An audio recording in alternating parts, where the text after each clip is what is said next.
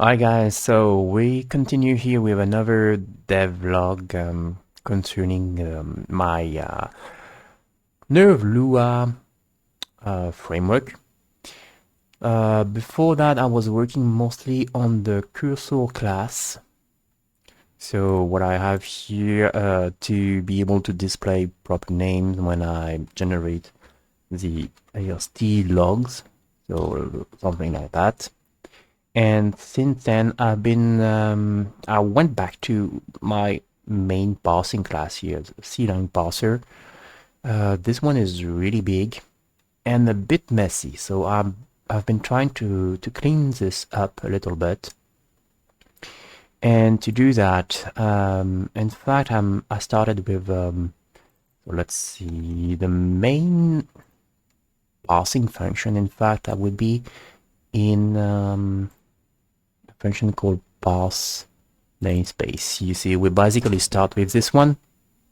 So we start parsing the root namespace, and from there we go and figure out what we have in this root namespace, and we can, yeah, create additional namespace and so on. In fact, we have a specific function which is parseFile then, where we call this one here. So this is where everything will start, providing a single header file. So, and there I have already refactored a bit this parseName declaration. And right now I'm working on this parse union declaration. No, I'm done working on the parse union declaration. In fact, when you parse a union, you can in there find additional unions. And now, yeah, I was working on this field because I would like to have a dedicated parse field declaration. So started to implement this function right here. So what do you do to parse a field declaration? That's basically what we have here already. We first create a field. This field actually is from what I have here in my reflection list, a list of type of object that I would like to reflect. And so we have field, for instance, which is a simple kind of entity. And that's, yeah, what we will create here as an object. And then we do the parsing. So we enter the current cursors that we have, which is just a child because we are visiting something here. And we start with this object and we will populate this object. Oh, cool, it already knows that it's a field. Okay, good. So those two functions I would like to combine in a single one. That would be this self parse field declaration. And we will only take the cursor to do that. So those two lines, they should not stay here. We can technically take that and move them as part of this other function. Except that now we need to figure out what is the current scope to add a new field in there. And we do not provide that scope anymore because I'm implementing another mechanism which is here to use the get current scope, and we have directly in this class a stack of scopes, so we can push a new scope and then pop that scope. So back to my, no, it's not union, it's a field, please. Okay, so here what we need to do is to retrieve the current scope. And in this scope, we will add a new field. Let's just call that field actually. And then we parse the field using the current cursor that is provided here. But while we are creating the field, we also need to give it a name. So this name we can retrieve directly from the current cursor, in fact. Is that correct or not?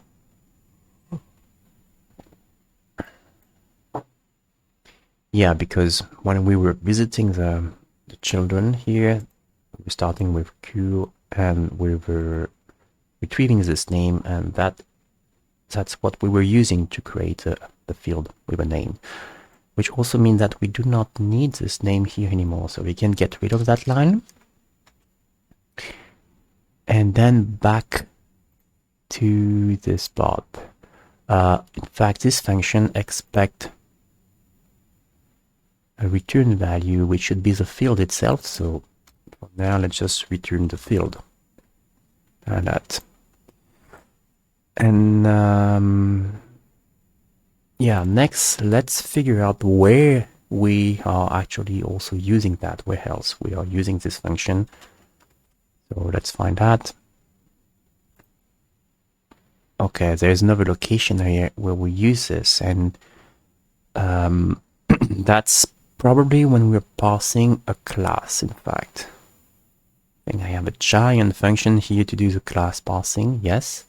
So when we do that, at some point we will, the class itself will be a kind of scope. So we will here push this class as the current scope and then start visiting all the children here. And we may at that point find one of those fields, because in the class you can have fields, of course. So here we definitely want to call the same function. So that would be self parse field declaration using the current child cursor, which is Q, and that will return what we call an object here. I mean, it's not really, I mean, it's an entity, some kind of entity, and more specifically here it's a field. But yeah, we need this object to be returned, but then we don't need those two lines anymore. And note that we only do this parsing when the current visibility is public. And then there will be more stuff happening to this object at the end. Yeah, we'll set the visibility and the header file. Okay. Next, oh wait. Value. Static field in the class. Really? Okay. So, okay. Makes sense, maybe. Which means that, okay.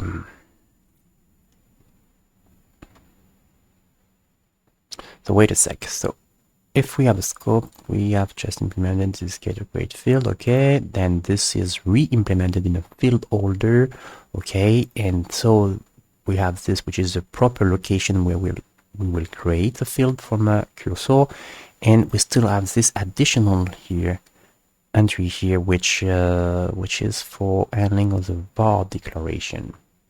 Good. So I think we need to unify that. And so depending on the kind of cursor, we will create a field anyway, and we will make this field static or not. C kind, I think it's a kind of this cursor, right? C kind is a kind of the child cursor. So we can just retrieve that from inside our function, which is created to pass the field. So if it's var declaration,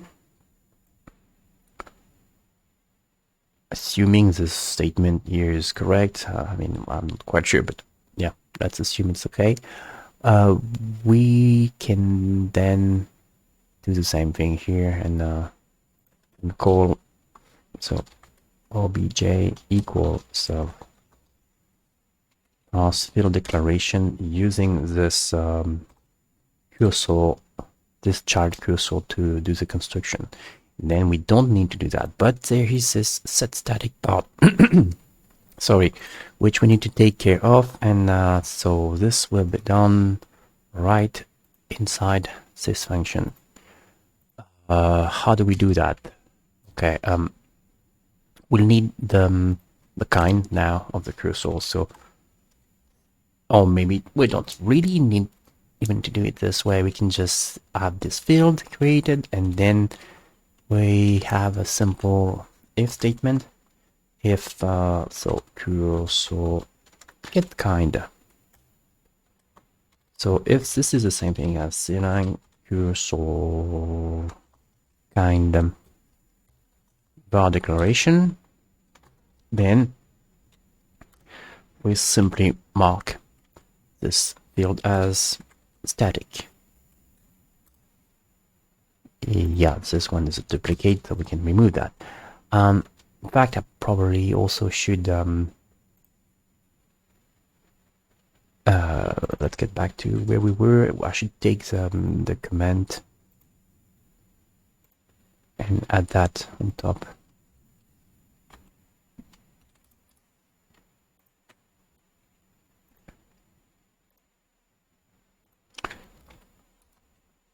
As a reference of what I'm doing here.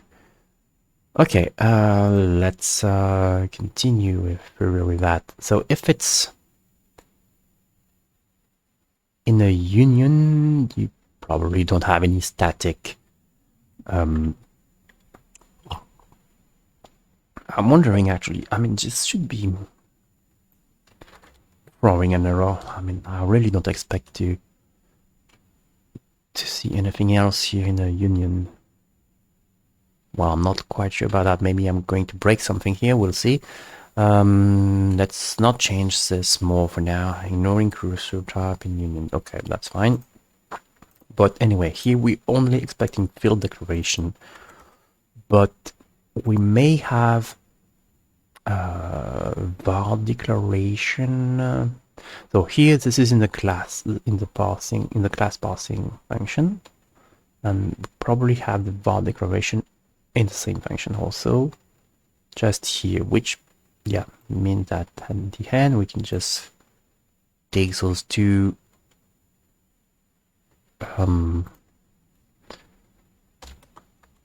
elements, and in fact we really only need the var declaration if it's public. It's most probably, oh no, I mean, it doesn't really have to be public. So we will check the visibility and handle the var declaration also only if it's a public variable, and this entry can then be removed. Okay, so we're finally simplifying this a little bit. So this is a function declaration. We can call that either in a union to get the field in a union, or we can call that in a class. Can we have fields in a namespace? No, I mean, maybe, I'm not quite sure. We'll see how this goes. Anyway, at this point, yeah, the binding generation should still work, and it should produce exactly the same result as before, except maybe for here where we're only considering the public fields, but I would expect this to not change the bindings that I have, because if I were actually binding private or protected the fields, I mean, compilation would not work. So it's been working so far. So, and here also maybe we'll get something different. So let's see if I generate the binding, what's happening.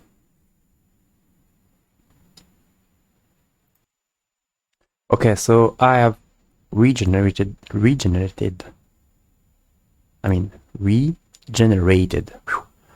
all the bindings, and yeah, it's not changing a single file, which means that I'm not modifying any kind of logic with the changes I made here. So that's good. We can now commit commit just the changes we have here for the parse field declaration.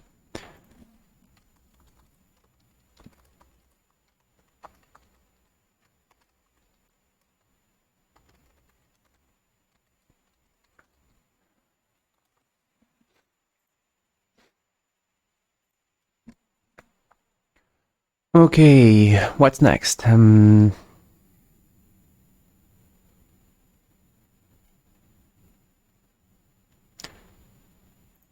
name declaration. Why am I still doing this? I mean, I don't need that, right? I mean, I'm doing this already in the name declaration.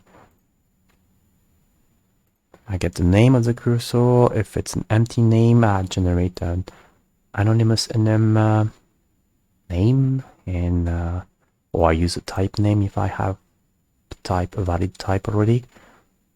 So yeah, definitely don't need this part here. What about the issue number mentioned? Do we have that? No, but yeah, I don't think it's critical. So let's just get rid of this part. And one thing I'm seeing here is that when I'm unlink most of those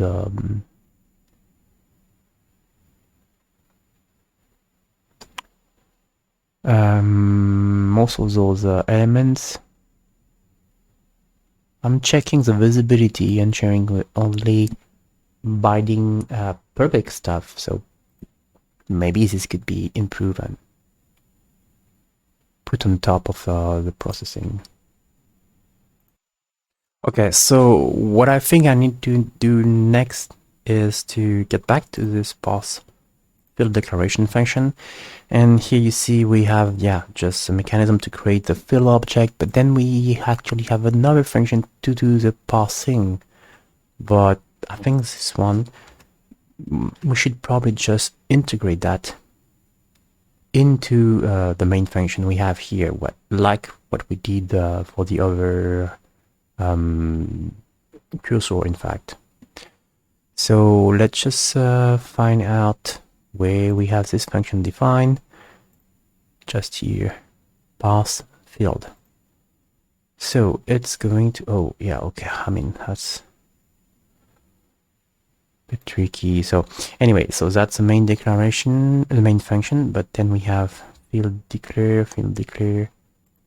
Here we're using that in there, and then field declare. Okay, only one usage for it. So we can safely well, take the content of this function already and just remove this. So here we will do all the things that we do here. Okay, and now comes the trouble.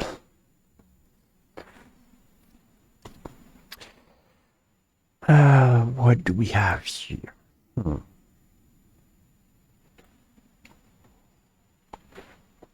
We should assign the type of that field. So let's see if, I mean, we didn't change much, but just in case, let's check. That should still work. Okay, see, so this is still working. In the meantime, I've also started to prepare a list of yes, tasks that I have to do shortly. So one of them here is concerning this resolve type function. This one is also a very big one, I believe. So there's a lot happening here, a lot of commented section and all. This should be cleaned, and it should, yeah, be refactored to be simplified, and maybe also probably just move that directly in the type manager or even a dedicated file, because yeah, it's really big. But for now, let's just focus on what is actually happening with those statements. So we do push context cursor. What is this going to do? Cursor context. I'm really wondering what this means. Get cursor with context cursor. We can get the last one. It's a bit like our stack of scopes. So I suppose I'm using that. And we have a context, okay? Where parse template type. That's probably not an appropriate way to do this.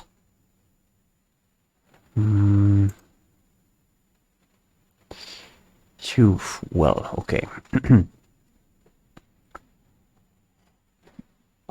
But for now, I have no clue what this is exactly. Does it mean that for a field we can need that?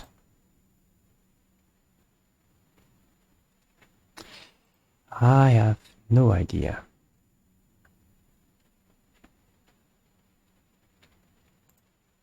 I guess we could try, maybe, if we do not perform this. What is a generation going to tell me?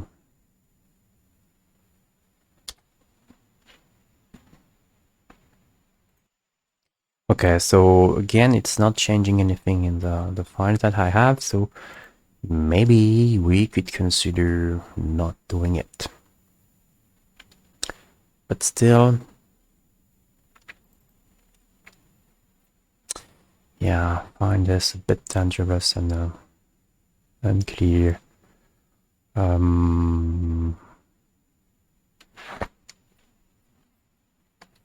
Anyway, let's just remove it.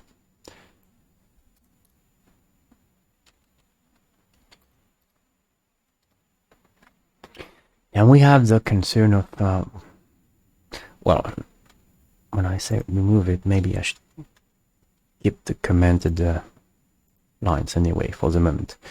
And then we have the concern of what we should do with this type resolution, but for now, I think, yeah, we'll just keep it the way it is. Try not to break everything at the same time. So in the end, what do we have? We remove this parse field and we've merged that into our parse field declaration function here. So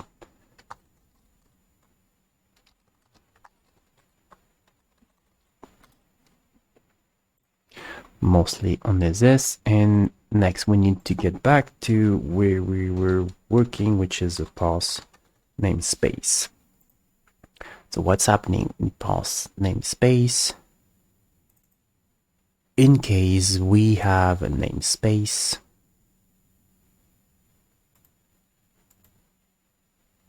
okay,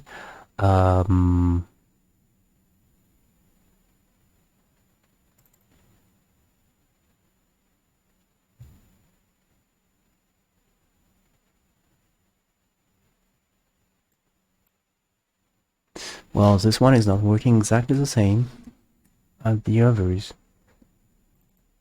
Can we make that differently?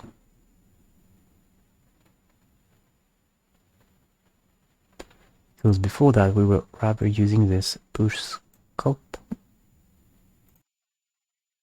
Okay, so I think I have an idea how to handle that in a generic way. The thing is, when we pass a namespace, we should, yeah, in theory, just push a scope that we created for that namespace here. So we should have this, so push scope, and that will be scope, called scope. And when we are done parsing all the relevant children in this namespace, we will pop the scope. Okay, but this means that we need to have a scope for that namespace, which means we need to have the namespace itself. So we need to create that from the cursor that we have. And we will use normally just a cursor spelling to do that. So with a cursor spelling, we get a namespace name. So local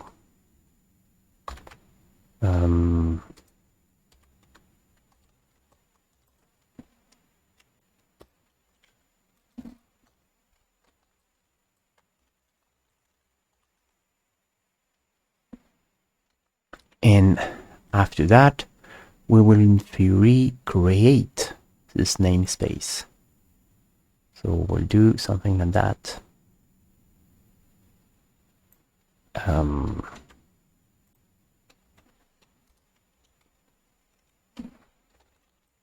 Let's call this NS for namespace. And that's what we will be pushing in the end, the current namespace. But we need a scope to do that. To get the scope, you would retrieve the current scope.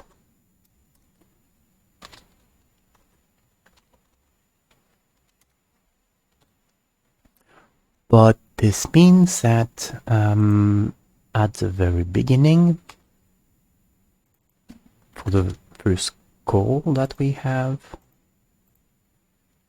here in the parse file, we'll try to parse this cursor and we'll get the first scope. But the first scope is already the root namespace in the way we have been creating that. So if I find, for instance, the reset function, we'll see that in the reset I do specify that the root namespace is our current scope. I believe, yeah, this is wrong now because we should start with nothing at all in this stack. Which means that then if you call get current scope, you may also get nothing if there is nothing to get. So how do you do that? If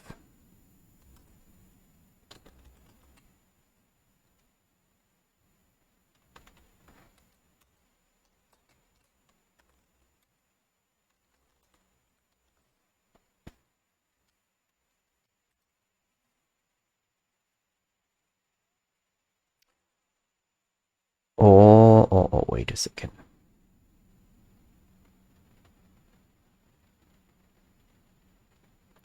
Yeah, it's only the first time that we really need to have this, right? Or maybe we need a flag specifying if this is a root cursor. Or maybe we can just check if it's translation unit cursor, right? Yeah, I mean, okay. Let's revert that. Let's also restore the root namespace here. And now let's have a look at the parse namespace function. So we get a cursor here. And in fact, when we have this call here, we get a we get a translation unit cursor here. So that should be a translation unit cursor. And that's the only kind of cursor that should not push the namespace. Right? So let's get the type of the cursor.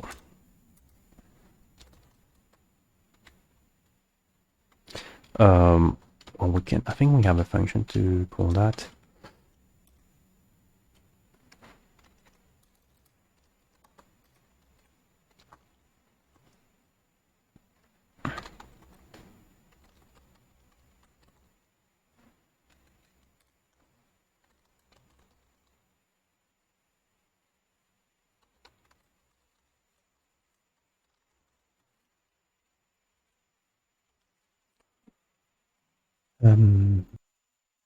Okay, so at this point, we should be able to clarify if the current cursor is a translation unit cursor. So yeah, we can probably just check that first. If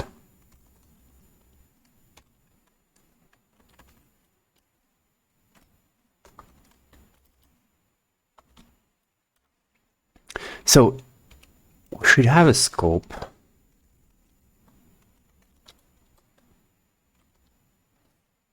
And if the current cursor,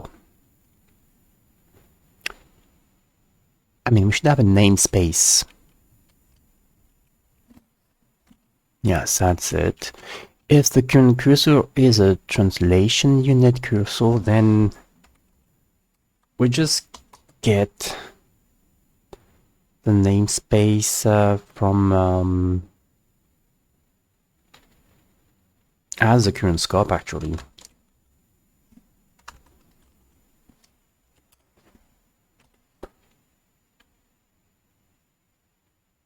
Oh yeah, maybe we should, yeah, at this point maybe we should also do what we did before. So in the reset function,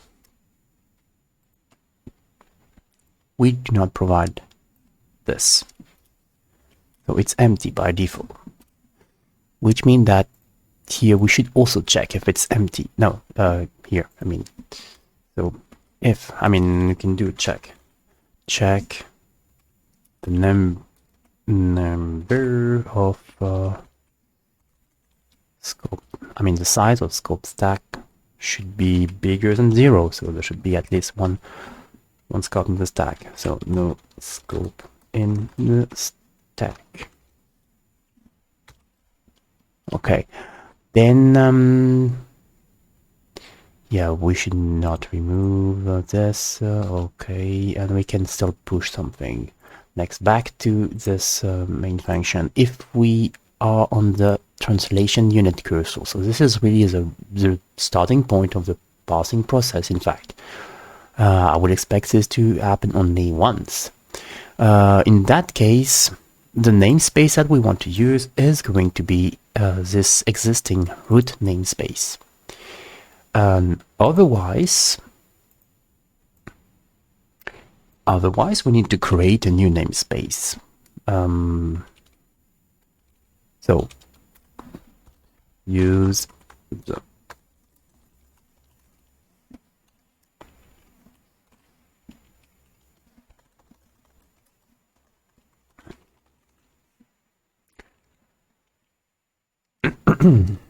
so to create a new namespace, we will need the namespace, the new namespace name. We will need what is the current scope, and then we will create the new namespace in that scope with that name, which also means that we expect the name to be valid. So it should definitely not be an empty string.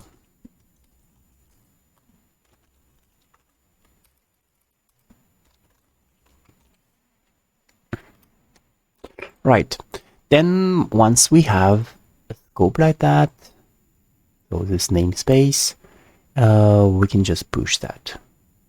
In fact, yeah, I mean, it's okay. What is this? It's namespace. Okay, and you figure this out. You're good, pretty good. Namespace. Okay, why not? So with this in place, it means that every time we enter this parse namespace function, we don't really need to care about what is the current scope anymore, because this should be handled automatically with this with those elements and the push scope here. So if we go a bit under, we have this statement, because this is a namespace. So what we should do here is simply pass that namespace and maybe just return it then.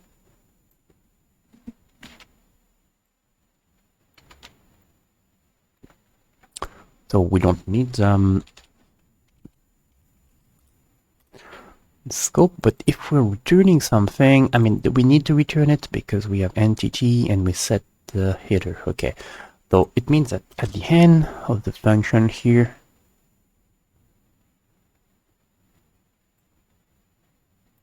we should return that namespace that we created.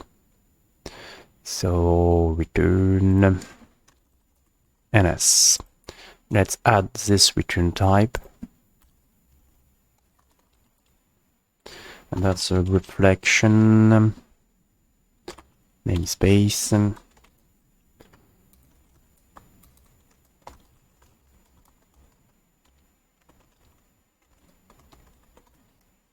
Oh, entity maybe.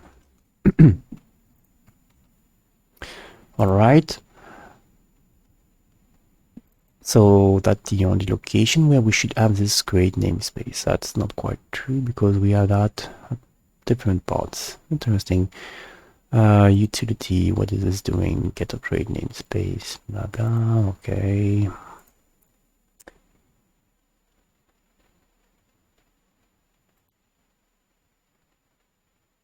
That's a namespace order. Okay, this one is not really used in the refactor, so but in Clang Parser we only have one instance of that. That's good.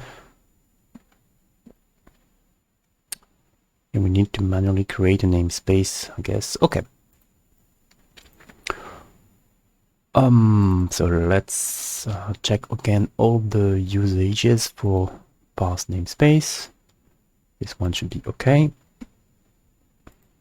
This one also, but yeah, we need to return that entity. Oh, wait.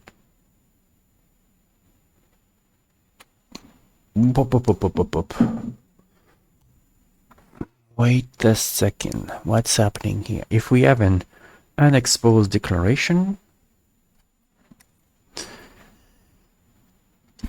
it means that we don't really want to create a new namespace, in fact, when we do that. So probably we should handle that more carefully here.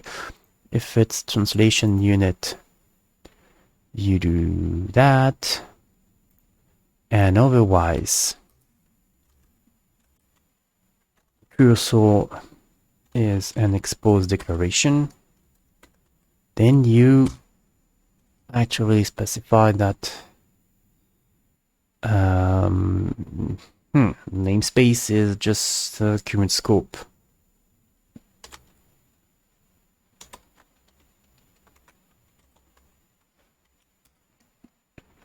And that means that we're going to push that namespace another time.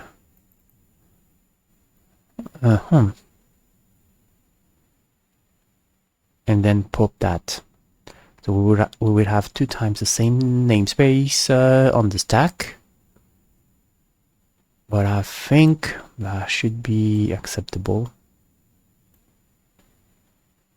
Okay, so let's verify again. So when we have namespace, we proceed normally.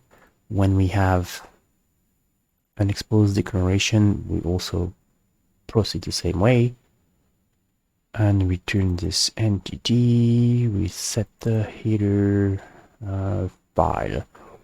Can I set this multiple times? Yeah, so it's not triggering an error. It should not trigger an error. And that's the last location, or do we have something else? The parse namespace, the main one. Okay. So hopefully nothing is broken.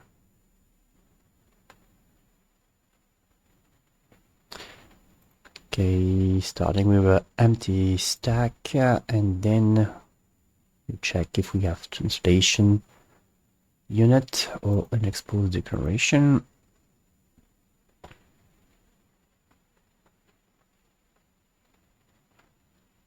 Okay. And then don't need to take care of the scope anymore, and we return the entity. And same thing here, we return that NTG. And put the scope at the end and return the current namespace.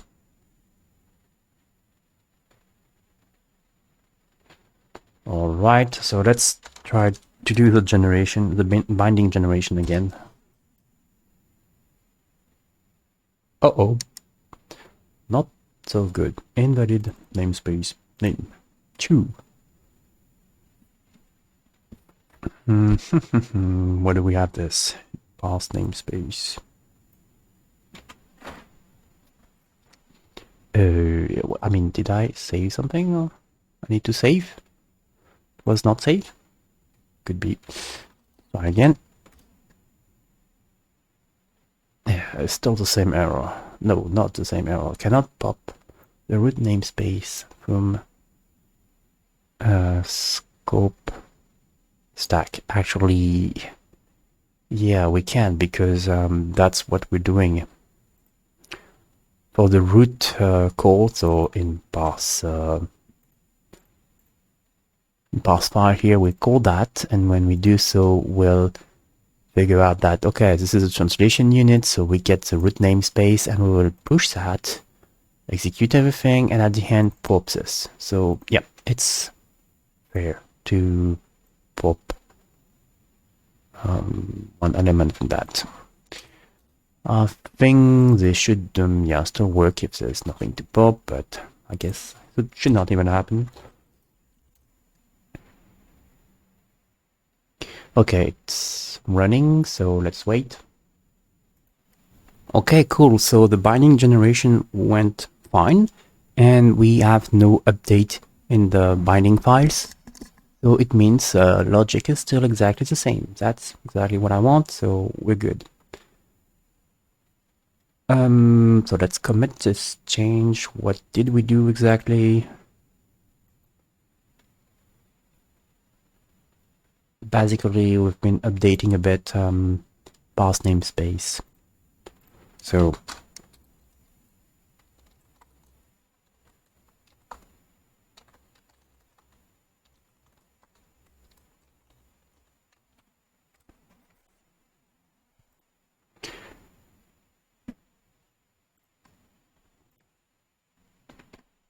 okay, next step. What is going to be the next step? Let's get back to parsNamespace here. So when we have a namespace, we proceed this way, and actually when we also have an exposed declaration, we should proceed the same way. So we can just well, collapse those two types together. I mean, two kinds. So we'll pass a namespace in this case too. This statement now is not needed, so we can remove that. Okay. Next. What do we have? We have the class declaration or structure declaration.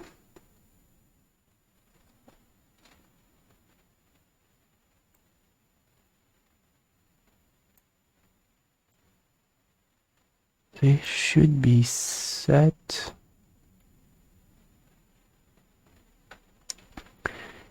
Really? Why? I mean,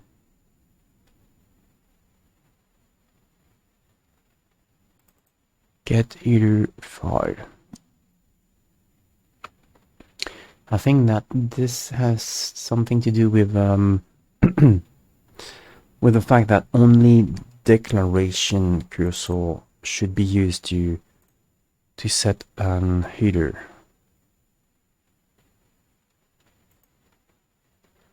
But then I guess we can proceed the same way for class. Let me see what's happening in parse class here. Where do we set the header?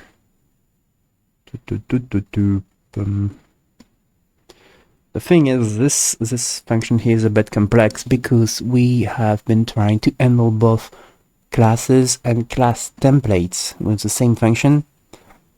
In the end, I'm not absolutely sure that's a best option. But anyway, let's see. We have set location, set header. Do we have set no, here. No, that's not it. I mean, for the scope itself.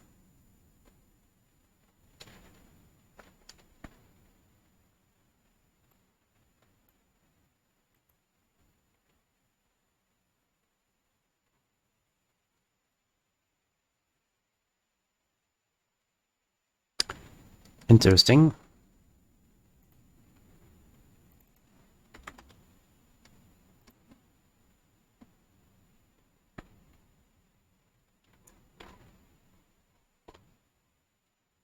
Parse template type. Wow.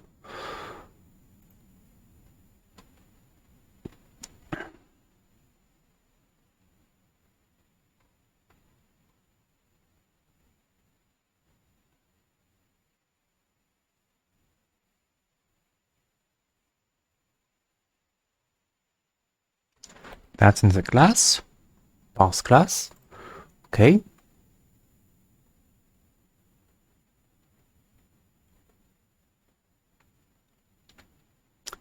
Yeah, I mean, this is a generic idea, I believe. parsNamespace. If a cursor is a definition, then we should set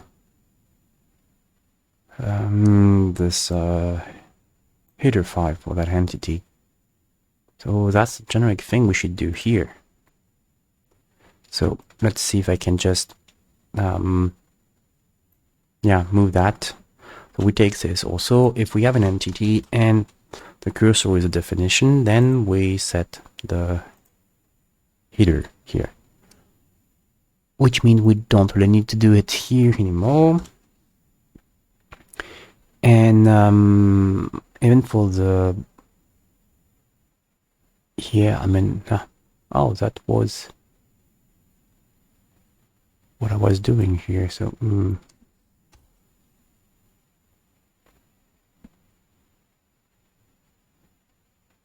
okay. Okay, so I removed the dedicated section here where we set the header file only if it's a cursor definition, because this is basically something we can consider as generic. We have to have a cursor, a good definition at the cursor to be able to, well, find the header file for that entity. What's the problem with this? Quick fix. The quick fix.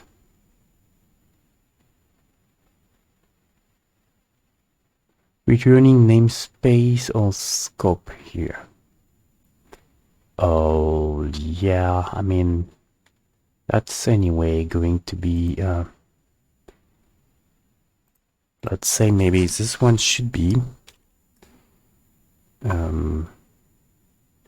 how do we do that again? I think it's as namespace like that. So it should always be a namespace, get occurrent namespace. So what do you think? For you it's a namespace here, and here also it's a namespace. Good. Okay, so we'll remove that part. Then let's also see where else we're using this set header file. If the declaration is valid, hit type declaration.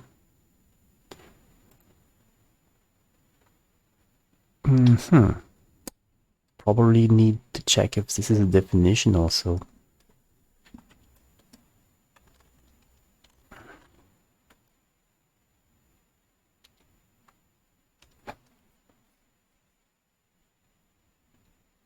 Yes.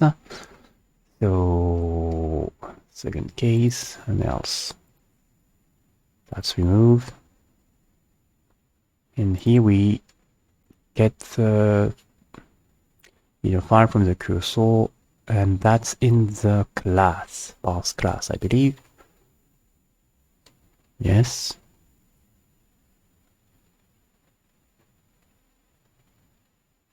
And so if it's a definition only,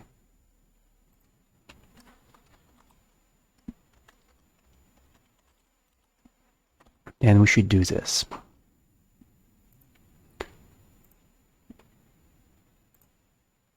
In fact, if we have a look at this get header file,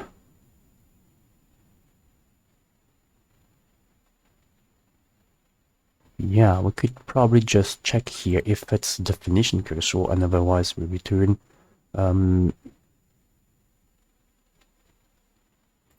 nil.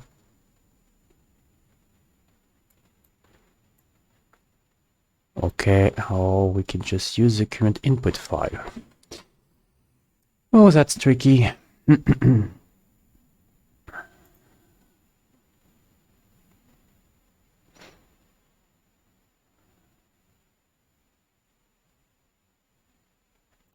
So anyway, would it work if we just keep it this way?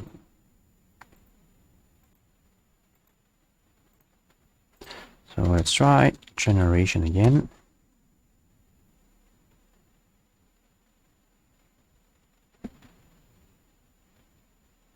Uh-oh. Some changes here.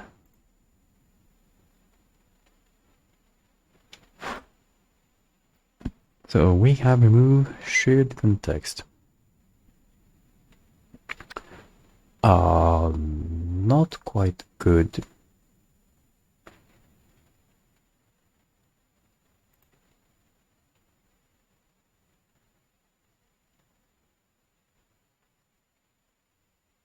And we're we were ignoring the Nerv app instance. Really?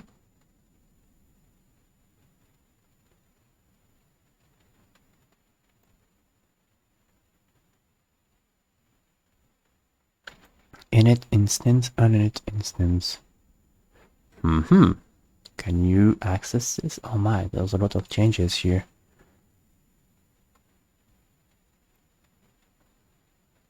So it's adding, yeah, a lot of function, but it's a protected function. So no, that's not good. Okay,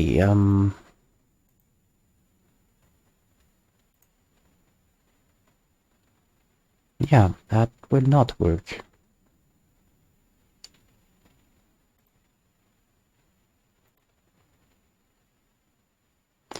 To create window. Nope. We have broken something.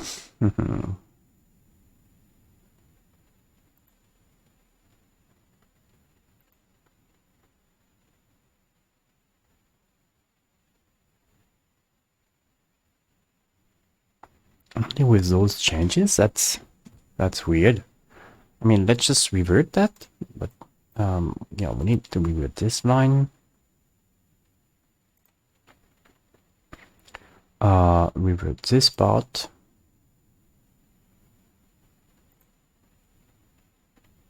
This one we should keep. This one also. This we keep.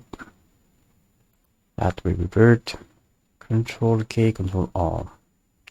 Yeah.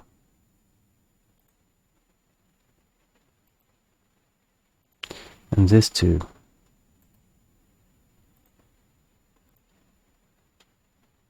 Okay, so we'll try again.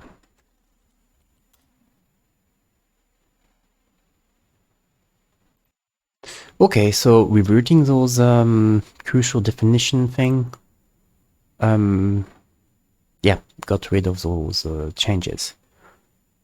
So there's something not quite good with this. Anyway, let's just push the small changes we did here. So fixing, minor changes in parse namespace.